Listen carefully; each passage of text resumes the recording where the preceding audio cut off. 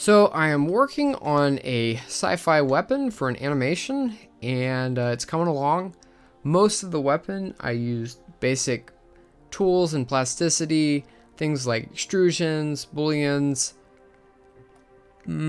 I think I used cuts for shapes like this and this over here, different spots of the model. Really, the most complicated tool I think I used was the lofting for this piece right here. And this was a combination of things to get that to work. Also this piece. And but most of this was pretty simple. Just different cuts and booleans. I think I used offset curves to create this inset here. But I wanted to show how to create the site. And the site also is not terribly difficult in terms of the tools, but I wanted to show how this works.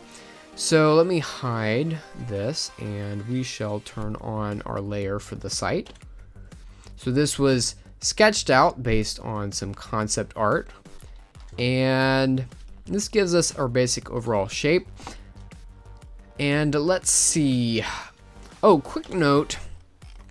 Plasticity, especially when you use the snap to grid when needed, it just makes it really easy to create shapes going from, let's say, a curve, and then we might use a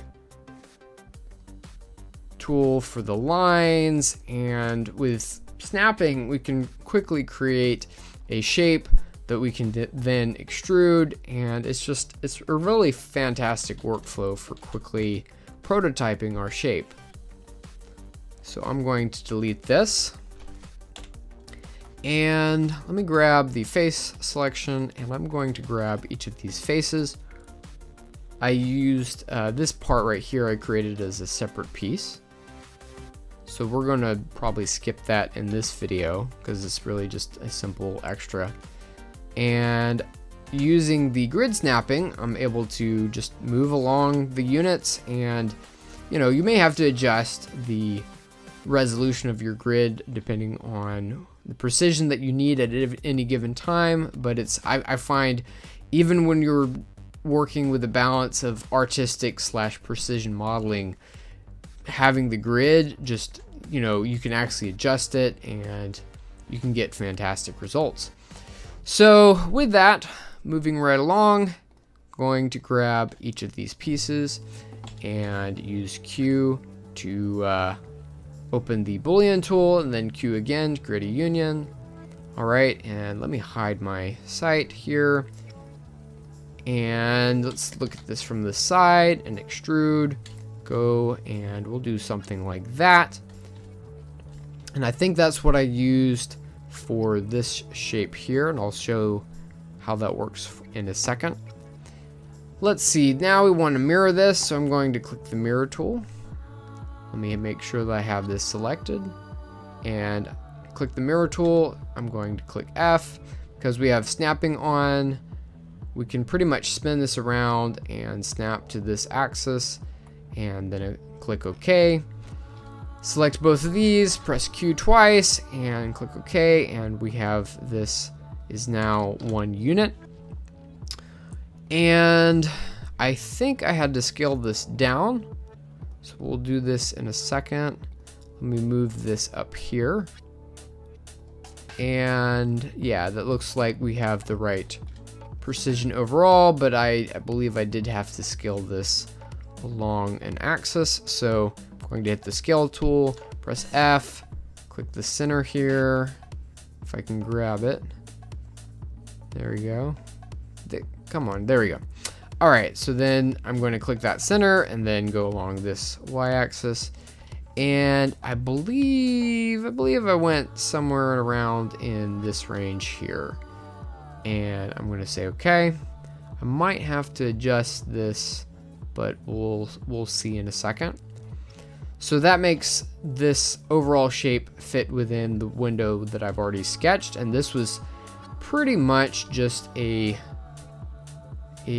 rectangle that I had sort of guesstimated the size that I wanted, and then pressed B to round the edges and got the shape that I needed. So with this here, I'm going to extrude it, click enter, and yeah, it looks like that's in the right position. The height in the back and the height in the front are not the same. That's kind of a design flaw, but I made it work by making sure that there's enough space on this side. And let's see, finally, we want to grab this, press Q. It looks like the boolean is correct. It's a difference boolean, and we'll say okay. And there we go. So that's looking pretty good. So now let me grab these edges and round them out so that it doesn't look so weird. Perfect. And let me also grab these edges down here and round that out. Now we could also add this extra piece here. I think all I did was extrude this and then I believe I added it to both sides, maybe used a mirror. I think I would have had to scale this down and also do some cuts to make it fit, but you get the basic idea. Okay, so if we rotate this, we'll rotate along this axis and type in 90 and say okay. Let's turn on the overall. Let's see how we did, how close we got. All right, so I think that's pretty close. I might have used some slightly different methods. You'll notice that this doesn't line up exactly. I may have scaled it a little bit differently in the original, but we got something that was decently close, slightly off, but pretty close to the original. So I'm pretty happy with that. But that's the basic idea. Now, as you may have noticed, the proportions are really the hardest part of a modeling process. Creating the shapes are not too bad if you know the proportions, and so sometimes it takes planning and even a few attempts. I actually had to do a few attempts of this video to get close to what I had originally done, and you can see I still haven't matched it exactly. So sometimes you just have to scale things and adjust things. The better you can pre-plan and experiment early on, then that's going to save you time down the road. And that's just something that takes time and practice to do. But the great thing about plasticity is because everything is so flexible, it's pretty easy to make changes and to fix mistakes as long as we catch them early. Alright, well, that completes this video. If you liked this video, please consider subscribing, liking this video, sharing this video with friends, and hitting the notification bell to stay up to date.